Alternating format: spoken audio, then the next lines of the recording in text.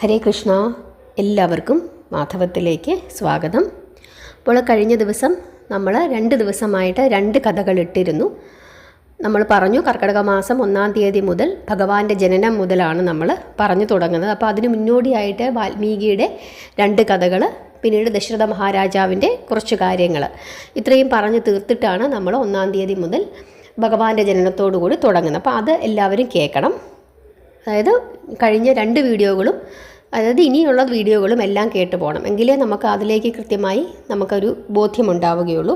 അതുപോലെ തന്നെ മറ്റൊരു കാര്യം പറയാനുള്ളത്, ഈ രാമായണങ്ങൾ പലതുണ്ട്.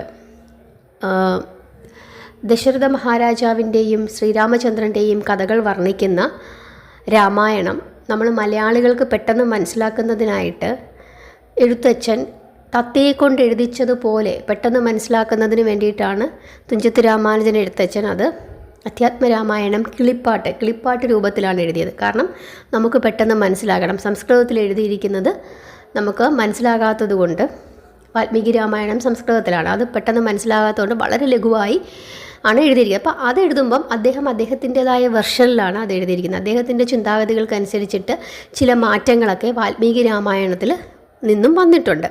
അതുപോലെ തന്നെ ചില മാറ്റങ്ങൾ തുളസീദാസ രാമായണത്തിലും വന്നിട്ടുണ്ട്. വാൽമീകി രാമായണത്തിനെ പകർത്തി എഴുതിയതാണ് തുളസീദാസ്. അത് ഉത്തരേന്ത്യയിലെ വളരെ പ്രചാരത്തിലുള്ള രാമായണമാണ് തുളസീദാസ രാമായണം. അതും നമ്മൾ അധ്യാത്മരാമായണവും കൂടെ എടുത്ത് നോക്കുമ്പം ചെറിയ ചെറിയ വ്യത്യാസങ്ങൾ അവിടെയും വന്നിട്ടുണ്ട്. അതുപോലെ ബംഗാളിലൊക്കെ പ്രസിദ്ധമായ മറ്റൊരു രാമായണമാണ് കൃത്തിവാസ രാമായണം. അതിലും ചെറിയ ചെറിയ വ്യത്യാസങ്ങൾ വന്നിട്ടുണ്ട്. അപ്പോൾ ഞാനീ പറയുമ്പോൾ ചിലപ്പോൾ അങ്ങോട്ടും ഇങ്ങോട്ടുമൊക്കെ ചില പേരുകൾക്കോ അതല്ലെങ്കിൽ ചില സന്ദർഭങ്ങൾക്കോ ഒക്കെ വ്യത്യാസങ്ങൾ വന്നേക്കാം. കാരണം നമ്മൾ വാൽമീകി രാമായണവും തുളസീദാസ രാമായണവും കൃത്തിവാസ രാമായണവും എൻ്റെ കയ്യിലുണ്ട്, അധ്യാത്മരാമായണമുണ്ട്. അപ്പോൾ അതിൽ എല്ലാം കൂടെ നോക്കിയിട്ടാണ് ഞാൻ പറയുന്നത്. കൂടുതലും ഞാൻ വാൽമീകി രാമായണമാണ് ഫോളോ ചെയ്യുന്നത്, കൃത്തിവാസ രാമായണവും നോക്കുന്നുണ്ട്. അപ്പോൾ ചെറിയ ചെറിയ വ്യത്യാസങ്ങളൊക്കെ അങ്ങോട്ടും ഇങ്ങോട്ടും വന്നേക്കാം. പക്ഷേ അന്തസത്ത ഒന്ന് തന്നെയാണ് എന്ന് മനസ്സിലാക്കുക. ഇനി അജമഹാരാജാവിൻ്റെയും ഇന്ദുമതിയുടെയും മകനായി അയോധ്യയിൽ സൂര്യവംശത്തിൽ ദശരഥൻ ജനിക്കുകയാണ്. വലിയ സുന്ദരനായിരുന്നു, കാമദേവനെ പോലെ വലിയ സുന്ദരനായ കുട്ടിയായിരുന്നു ദശരഥൻ.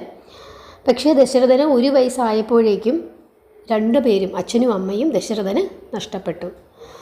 അങ്ങനെ നഷ്ടപ്പെട്ട ആ കുട്ടിയെ വസിഷ്ഠ മഹർഷി തൻ്റെ തപോവനത്തിലേക്ക് എടുത്തുകൊണ്ട് പോവുകയും എല്ലാ ശാസ്ത്രങ്ങളും അദ്ദേഹത്തെ പഠിപ്പിക്കുകയും ചെയ്തു. അതിനുശേഷം 5 വയസ്സായപ്പോൾ ആ ബാലനെ സിംഹാസനത്തിൽ ഇരുത്തി. മഹർഷിമാരുടെ സഹായത്താലാണ് പിന്നീട് അദ്ദേഹം രാജ്യം ഭരിച്ചത്. പ്രജാക്ഷേമ തൽപരനായിരുന്നു ദശരഥ മഹാരാജാവ്. അദ്ദേഹം പ്രജകളെ സ്വന്തം പുത്രന്മാരെ പോലെ സ്നേഹിക്കുകയായിരുന്നു. സൂര്യവംശത്തിൽ ദശരഥൻ്റെ ജനനത്തെ എല്ലാവരും സന്തോഷത്തോടു കൂടിയാണ് കൊണ്ടാടിയത്. എല്ലാ രാജാക്കന്മാരുടെ മേലും ആധിപത്യമുള്ള ആളാണ് ചക്രവർത്തി. അങ്ങനെ ഒരു ചക്രവർത്തിയായിരുന്നു ദശരഥ മഹാരാജാവ്. ആ ചക്രവർത്തിക്ക് 30 വയസ്സ് വരെ വിവാഹം നടന്നില്ല. ഈശ്വരൻ കൂട്ടി യോജിപ്പിക്കട്ടെ എന്ന നിലപാടായിരുന്നു അദ്ദേഹത്തിന്. കോസല രാജ്യത്തെ രാജാവിന് കൗസല്യ എന്നൊരു പുത്രി ഉണ്ടായിരുന്നു. കൗസല്യയെ വിവാഹിതയായി കാണാൻ കോസലൻ ആഗ്രഹിച്ചു. മകളുടെ സൗന്ദര്യം കണ്ട് അത്ഭുതപ്പെട്ടു പോയ രാജാവ് ഈ മകളെ ആർക്ക് വിവാഹം കഴിച്ചു കൊടുക്കും എന്ന് ആലോചിച്ചു. പുരോഹിതൻ്റെ ഉപദേശം തേടി രാജാവിൻ്റെ ദൂതനായി ചെന്ന ബ്രാഹ്മണനോട് ഗുരു പറയുകയാണ്, രാജാവിനോട് ഞാൻ പറഞ്ഞതായി പറയൂ, ദശരഥനെ കൊണ്ടുവരാൻ ദൂതനെ അയക്കൂ. കൗസല്യ എന്ന കന്യകയെ ദശരഥന് സമർപ്പിക്കുകയാണ് എന്ന് പറയണം. കൗസല്യയ്ക്ക് യോഗ്യനായ മറ്റൊരു വരനില്ല എന്ന് ഗുരു പറയുകയാണ്. സന്ദേശവും കൊണ്ട് ബ്രാഹ്മണൻ തിരികെ രാജാവിൻ്റെ അടുത്ത് ചെന്നപ്പോൾ ആ ബ്രാഹ്മണനെ തന്നെ രാജാവ് അയോധ്യയിലേക്ക് വിടുകയാണ്. ബ്രാഹ്മണനെ കണ്ട ഉടൻ തന്നെ ദശരഥ മഹാരാജാവ് അഭിവാദ്യം ചെയ്തു. ബ്രാഹ്മണൻ തൻ്റെ പേര് പറഞ്ഞു. എന്നിട്ട് പറയുകയാണ്, ഞാൻ കോസലാധിപതിയുടെ ദൂതനാണ്, അങ്ങയെ കൂട്ടിക്കൊണ്ടു ചെല്ലാൻ രാജാവ് എന്നെ അയച്ചിരിക്കുന്നു. മഹാരാജാവിൻ്റെ പരമസുന്ദരിയായ മകൾ കൗസല്യയെ അങ്ങേക്ക് തരാൻ വേണ്ടിയിട്ടാണ് എന്നെ അയച്ചത്. ഇതുപോലൊരു സുന്ദരി ഈ ലോകത്തില്ല. സന്തോഷത്തോടു കൂടി ആ പുത്രിയെ അങ്ങേക്ക് നൽകാനാണ് രാജൻ തീരുമാനിച്ചിരിക്കുന്നത്. രാജാവിൻ്റെ അഭിലാഷം ഞാൻ അറിയിച്ചു കഴിഞ്ഞു. വിവാഹത്തിനായി അങ്ങ് ഉടനെ തന്നെ കോസലത്തേക്ക് എഴുന്നള്ളണമെന്ന് ആ ബ്രാഹ്മണൻ ദശരഥ മഹാരാജാവിനോട് പറയുകയാണ്. ദശരഥ മഹാരാജാവ് ബന്ധുമിത്രാദികളെയെല്ലാം വിളിച്ച് അവരുമായി ആലോചിച്ചു. രഥം കൊണ്ടുവരാൻ കൽപ്പിച്ചു. സൈന്യങ്ങളോടൊത്ത് ശീഘ്രഗതിയിൽ അയോധ്യയിലേക്ക് തിരിച്ചു. അദ്ദേഹത്തെ വിധിയാമണ്ണം കോസലരാജൻ സ്വീകരിച്ചു. അതനുസരിച്ചിട്ട് പിന്നീട് കന്യാദാനവും നടത്തി. തൻ്റെ രാജ്യത്തിൻ്റെ പകുതി ആണ് ആ ജാമാതാവിന് കോസലരാജൻ കൊടുത്തത്. ധാരാളം സമ്പത്തും ആടയാഭരണങ്ങളും രത്നങ്ങളുമെല്ലാം കൊടുത്താണ് കൗസല്യ മഹാരാജ്ഞിയെ ദശരഥ മഹാരാജാവിൻ്റെ കൂടെ അയച്ചത്. അങ്ങനെ ദശരഥ മഹാരാജാവ് കൗസല്യയോടൊത്ത് പുതിയൊരു ജീവിതം ആരംഭിച്ചു. അതിനുശേഷം അദ്ദേഹം സുമിത്രയെ വിവാഹം കഴിച്ചു.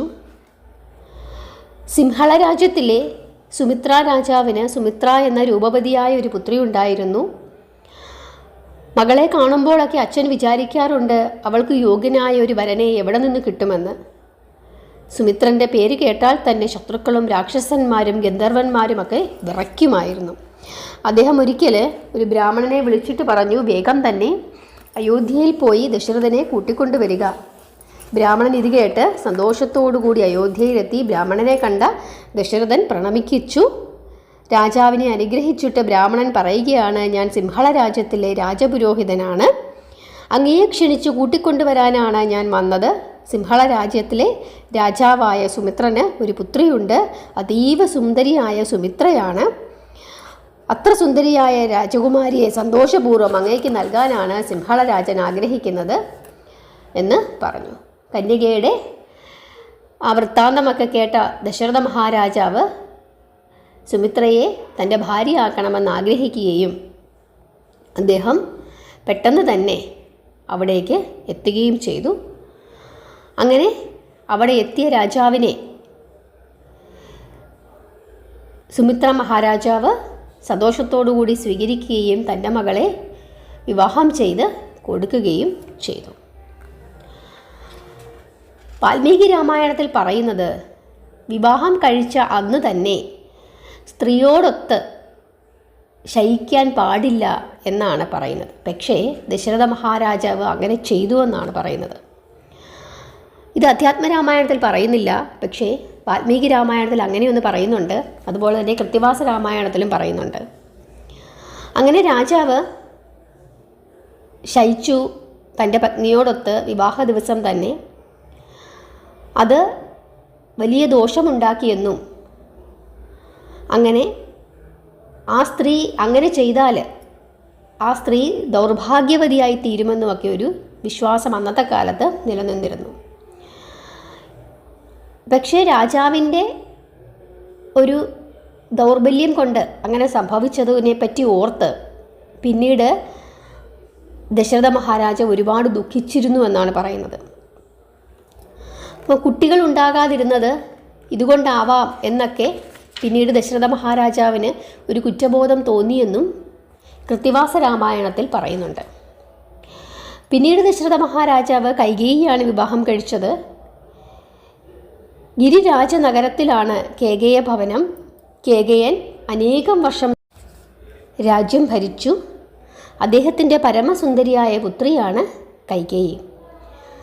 ഈ കൈകേയിയെ വിവാഹം കഴിച്ചു കൊടുക്കണമെങ്കിൽ അതൊരു സ്വയംവരം മുഖേന വേണം വിവാഹം കഴിച്ചു കൊടുക്കാനെന്ന് രാജാവ് തീരുമാനിക്കുകയും അങ്ങനെ സ്വയംവരം നിശ്ചയിക്കുകയും ചെയ്തു. ലോകത്തിലുള്ള സകല രാജാക്കന്മാരെയും ക്ഷണിച്ചുകൊണ്ടുവരാൻ ദൂതന്മാരെ അയച്ചു. ദൂതനായി എത്തിയ ബ്രാഹ്മണനെ കണ്ട് ദശരഥ മഹാരാജാവ് പ്രണമിച്ചു. അതിനുശേഷം രാജാവിനെ ആശീർവദിച്ചതിന് ശേഷം ദൂതൻ പറഞ്ഞു, ഞാൻ ഗിരിരാജ നഗര വാസിയാണ്. കേകയ രാജാവ് മകളെ സ്വയംവര വിധി അനുസരിച്ച് ദാനം ചെയ്യാൻ പോകുന്നു. രാജാക്കന്മാരെല്ലാം എത്തി ഗിരിരാജ നഗരത്തിലേക്ക് എത്രയും പെട്ടെന്ന് അങ്ങും എഴുന്നള്ളണം. ഇത് കേട്ട് ദശരഥ മഹാരാജാവ് സഭാസ്ഥലത്തെത്തി കൈകേയി സ്വയംവര സഭയിലേക്ക് വന്നു. ഗിരിരാജപുരി കുമാരിയുടെ മുഖകാന്തിയാൽ തിളങ്ങി. അതീവ സുന്ദരിയായ കൈകേയി മറ്റു രാജാക്കന്മാരെയെല്ലാം അവഗണിച്ചുകൊണ്ട് ദശരഥ മഹാരാജാവിനെ ഭരിക്കുകയാണുണ്ടായത്.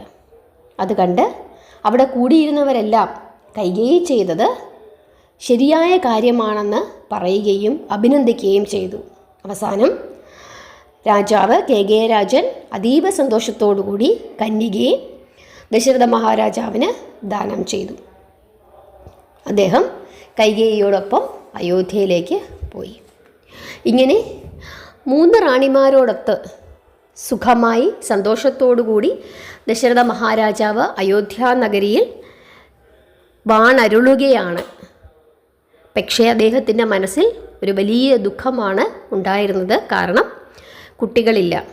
അപ്പോൾ കൃത്തിവാസ രാമായണത്തിൽ പറയുന്നത് അദ്ദേഹം സുമിത്രയോട് ചെയ്ത ആ ഒരു തെറ്റ്, അതിൻ്റെ ഫലമാകാം അദ്ദേഹത്തിന് കുട്ടികൾ ഉണ്ടാവാത്തത് എന്ന ഒരു വലിയ വിഷമം അദ്ദേഹത്തെ ബാധിച്ചിരുന്നതായി കൃത്തിവാസ രാമായണത്തിൽ പറയുന്നുണ്ട്. അധ്യാത്മരാമായണത്തിൽ ഇതിനെപ്പറ്റി അങ്ങനെ വിശദമായിട്ട് പറയുന്നില്ല. അപ്പോൾ അതുകൊണ്ടാണ് ഞാൻ പറഞ്ഞത്, രാമായണങ്ങൾ ഒരുപാടുണ്ട്, ഓരോന്നിലും ചെറിയ ചെറിയ വ്യത്യാസങ്ങൾ വരുന്നുണ്ട്. ഞാൻ ഈ 3 ബുക്കും കൂടെ നോക്കിയിട്ട് ആണ് നിങ്ങളോട് പറയുന്നത്. പക്ഷേ എല്ലാത്തിൻ്റെയും അന്തസത്ത ഒന്നു തന്നെയാണെന്ന് മനസ്സിലാക്കി മുമ്പോട്ട് പോവുക. കഴിഞ്ഞ ദിവസം ഇട്ട 2 വീഡിയോകളും നിങ്ങളെല്ലാവരും കാണണം, കണ്ടിട്ടില്ലെങ്കിൽ.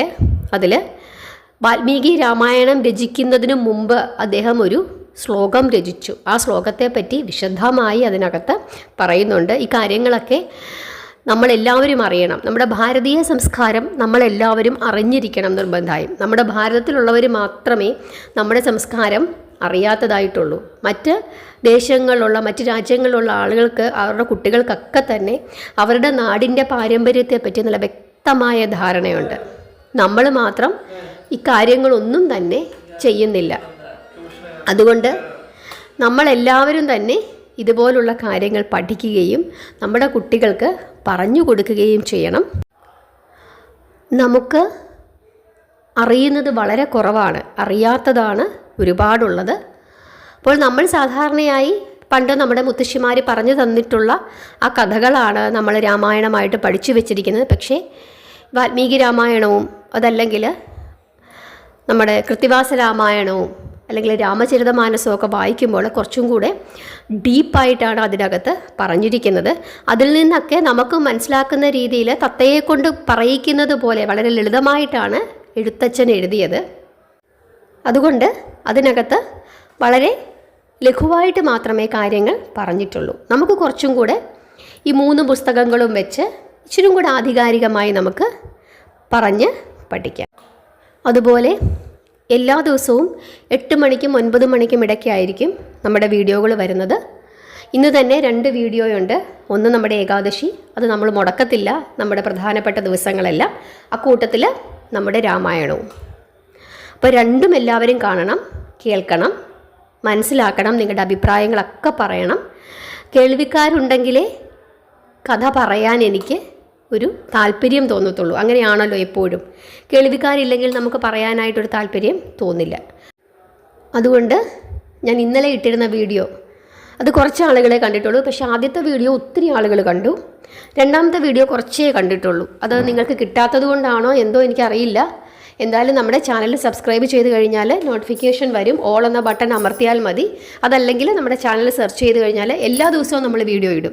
8-നും 9 മണിക്കും ഇടയ്ക്കാണ് നമ്മൾ വീഡിയോ ഇടുന്നത്. എല്ലാവരും കാണണം, പഠിക്കണം. രാമനാമം എല്ലാവരും ജപിക്കണം. അതുകൊണ്ട് നമുക്ക് ദോഷമൊന്നും ഉണ്ടാവില്ല, ഗുണം മാത്രമേ ഉണ്ടാവുകയുള്ളൂ. ഹരേ കൃഷ്ണ.